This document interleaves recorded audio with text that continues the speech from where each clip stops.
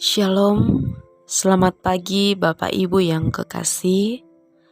Selamat berjumpa kembali dalam kasih Kristus melalui renungan pagi hari ini, hari Senin tanggal 14 November 2022. Mari Bapak Ibu, sebelum kita melakukan berbagai macam aktivitas kita hari ini, kita membaca dan merenungkan firman Tuhan yang terambil dari Efesus pasal 4 ayat 17 hingga ayatnya yang ke-32. Mari kita berdoa. Terpujilah namamu ya Allah, Sang Pemilik kehidupan kami, Bapa yang sungguh amat mengasihi kami. Terima kasih buat pertolongan-Mu sepanjang malam yang telah kami lalui bersama-sama di dalam peristirahatan kami. Dan kami boleh ada di pagi hari ini, itu kami imani hanya semata-mata karena kasih dan pertolongan-Mu. Mengawali hari kami hari ini Tuhan, kami hendak membaca, mendengar, bahkan merenungkan firman-Mu. Kuasai hati dan pikiran kami ya Roh Kudus, sehingga kami mampu mengerti apa yang hendak dikatakan oleh firman di tengah-tengah kami pada pagi hari ini. Berfirmanlah ya Tuhan, kami anak-anak-Mu telah siap untuk mendengar di dalam Kristus Yesus, firman yang hidup kami berdoa. Amin. Firman Tuhan dari Efesus pasal 4 ayat 17 hingga ayatnya yang ke-32. Sebab itu kukatakan dan kutegaskan ini kepadamu di dalam Tuhan. Janganlah hidup lagi sama seperti orang-orang yang tidak mengenal Allah dengan pikirannya yang sia-sia dan pengertiannya yang gelap, jauh dari hidup persekutuan dengan Allah, karena kebodohan yang ada di dalam mereka dan karena kedegilan hati mereka. Perasaan mereka telah tumpul, sehingga mereka menyerahkan diri kepada hawa nafsu dan mengerjakan dengan serakah segala macam kecemaran. Tetapi kamu bukan demikian.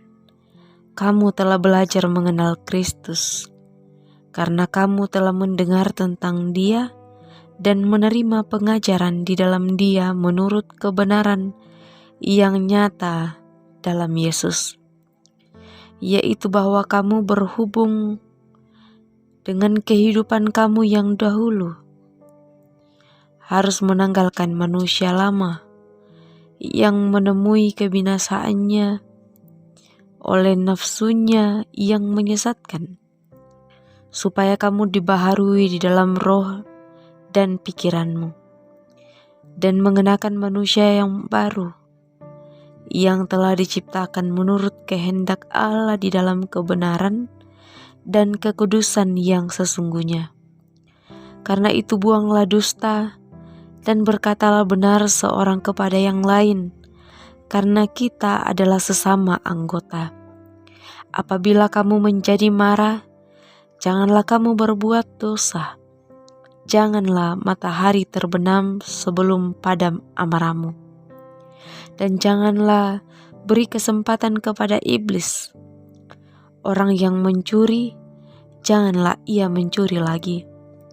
Tetapi baiklah ia bekerja keras dan melakukan pekerjaan yang baik dengan tangannya sendiri, supaya ia dapat membagikan sesuatu kepada orang yang berkekurangan. Janganlah ada perkataan kotor keluar dari mulutmu, tetapi pakailah perkataan yang baik untuk membangun di mana perlu, supaya mereka yang mendengarnya beroleh kasih karunia. Dan janganlah kamu mendukakan Roh Kudus Allah yang telah memeteraikan kamu menjelang hari penyelamat. Segala kepahitan, kegeraman, kemarahan, pertikaian dan fitnah hendaklah dibuang dari antara kamu. Demikian pula segala kejahatan. Tetapi hendaklah kamu ramah seorang terhadap yang lain, penuh kasih mesra dan saling mengampuni, sebagaimana Allah di dalam Kristus telah mengampuni kamu. Amin. Firman Tuhan. Dari keseluruhan bacaan kita diberi satu tema, yaitu kenakanlah manusia baru. Alkitab menyatakan dua macam manusia, yaitu manusia lama dan manusia baru. Manusia lama adalah mereka yang tidak mengenal kebenaran Kristus, sedangkan manusia baru adalah mereka yang ada di dalam Kristus. Di dalam pembacaan kita, Paulus menantang jemaat untuk dapat menanggalkan manusia lama dan mengenakan manusia baru. Karena Yesus menyelamatkan manusia agar dapat hidup sesuai dengan kehendak Allah.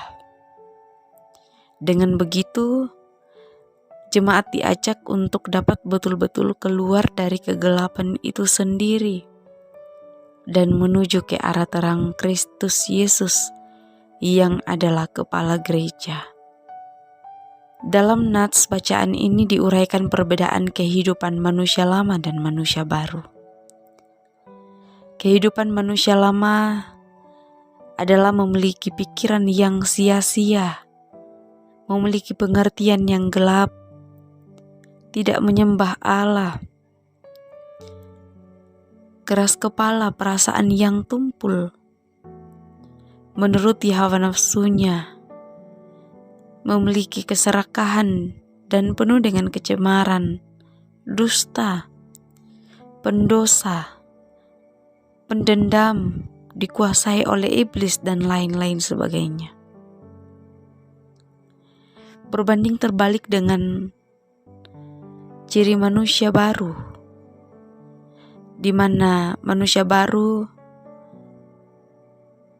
memiliki sifat yang mendengar, mengenal, menerima kebenaran Yesus Kristus, menolak perbuatan manusia lama, hidup benar dan kudus di dalam Kristus Yesus, tidak pemarah, tidak berbuat dosa, tidak pendendam, tidak mencuri, bekerja dengan baik, dan lain sebagainya. Bahkan lebih dari itu, hidupnya berada di bawah naungan Roh Kudus. Jadi Bapak Ibu, orang yang hidup dalam naungan Roh Kudus berarti ia harus betul-betul mau dituntun dengan kuasa Roh Kudus untuk terus hidup di hadapan Allah dengan baik dan benar. Bahkan untuk mau terus memberi diri dibaharui di dalam Kristus. Oleh karena itu Bapak Ibu yang kekasih, dari semua karunia yang kita miliki, dari semua ragam posisi yang dipercayakan kepada kita, dari semua ragam jabatan yang dipercayakan kepada kita, semuanya itu harus diarahkan kepada Yesus Kristus yang memiliki semuanya itu. Bahkan lebih dari itu, menggunakan kasih di dalam melakukan setiap apa yang dipercayakan kepada kita. Karena penggunaan kasih dalam kehidupan sehari-hari itu akan memudahkan kita untuk dapat mengenakan manusia yang baru. Mari Bapak Ibu, kita terus mengenakan manusia yang baru dan menanggalkan manusia yang lama. Mari terus merayakan iman, mari terus teguh kokoh di dalam iman hanya kepada Yesus Kristus yang telah menyelamatkan kita. Mari terus menyatakan ucapan syukur dalam kehidupan kita sebagai bentuk terima kasih kita kepada Kristus. Mari terus mengenal, mari terus mendekatkan diri kepada Kristus, agar kita dapat menjadi manusia yang baru. Bahkan lebih dari itu, menjadi manusia yang dapat memanusiakan manusia. Amin. Mari kita berdoa. Kepadamu ya Tuhan, kami senantiasa tunduk diri di hadapan-Mu, karena kami betul-betul meyakini, betul-betul mengimani bahwa apa yang kami miliki di dalam dunia ini itu hanyalah semata-mata karena kasih dan pertolongan Tuhan. Terima kasih Tuhan buat firman-Mu yang telah kami dengarkan bersama-sama. Sekiranya itu semakin memampukan kami, mengokohkan iman percaya kami kepada Kristus, terus memberikan kami semangat untuk mengerjakan tugas dan tanggung jawab kami sebagai orang yang percaya di dalam dunia ini. Bapa di sorga, kehidupan kami hari ini, kiranya Tuhan senantiasa bersama-sama dengan kami, memberikan kekuatan, memberikan kesehatan, memberikan hikmat kebijaksanaan di dalam menjalani kehidupan kami. Pekerjaan yang akan kami kerjakan hari ini, sekiranya Tuhan memberikan kami sukacita, damai sejahtera, sehingga kami dapat mengerjakannya dengan baik dan penuh syukur di hadapan Tuhan. Kami berdoa Tuhan, buat segenap jemaat-Mu, dimanapun mereka berada, yang dalam kelemahan tubuh karena berbagai sakit penyakit. Tuhan menolong, Tuhan memberikan kekuatan kepada mereka di dalam melawan sakit penyakit yang mereka derita pada saat ini.